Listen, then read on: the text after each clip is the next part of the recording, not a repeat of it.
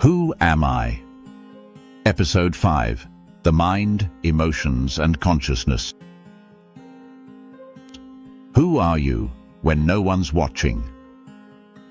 You are a soul made in the image of God, with a mind that thinks, emotions that feel, and a consciousness that knows it exists.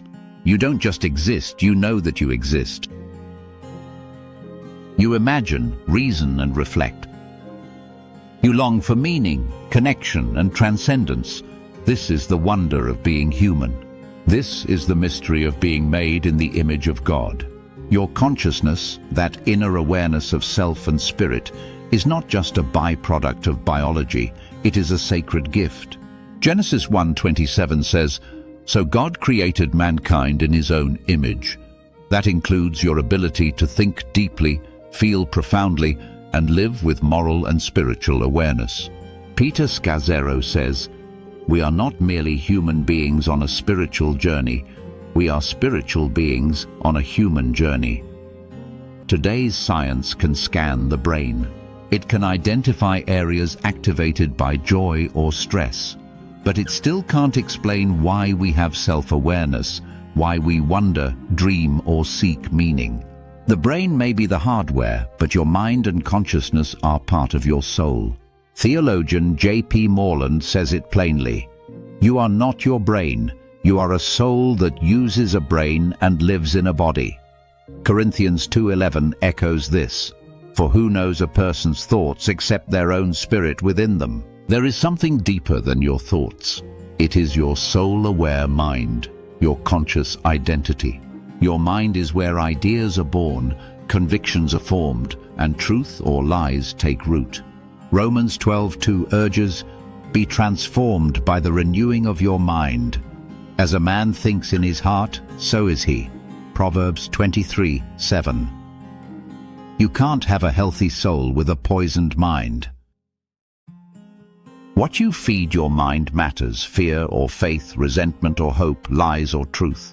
That's why Paul says in Philippians chapter 4:8, "Whatever is true, noble, right, pure, think about such things." Dr. Don Colbert, the author of Deadly Emotions, says, "You have approximately 30,000 thoughts a day, and your thoughts have the power to make you sick or make you well." Your emotions, joy, sorrow, fear, anger, delight, are not flaws. They are messengers of the soul. Even Jesus felt deeply. He wept. He rejoiced. He was moved with compassion. But emotions were never meant to rule us. They're meant to inform us. Psalm 62:8 invites us, "Pour out your heart to him, for God is our refuge." Peter Scazzero writes, "You can't be spiritually mature while remaining emotionally immature." Ignoring your emotions doesn't make you holy. It makes you disconnected. Unhealed emotions can fracture the soul. But when you become emotionally honest with God, healing begins. Psalm 51:6 reminds us, "You desire truth in the inward being." You are more than a body reacting to stimuli. You are a soul that contemplates, judges, worships, and loves. Your ability to make moral choices, seek justice, and hunger for eternity is not a biological fluke. It's divine design. That longing you feel, that restlessness, it's your spirit calling out for God.